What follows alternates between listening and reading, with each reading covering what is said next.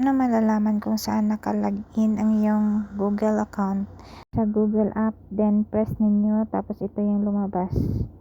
Then press niyo yung profile pic, then manage your Google account.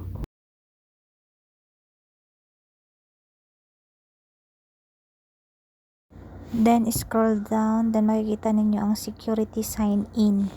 Press ninyo yung security sign in.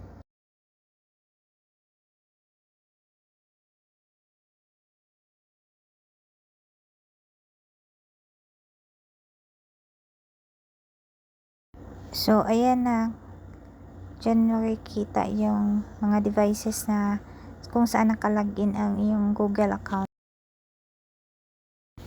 Try natin i-press yung Android phone.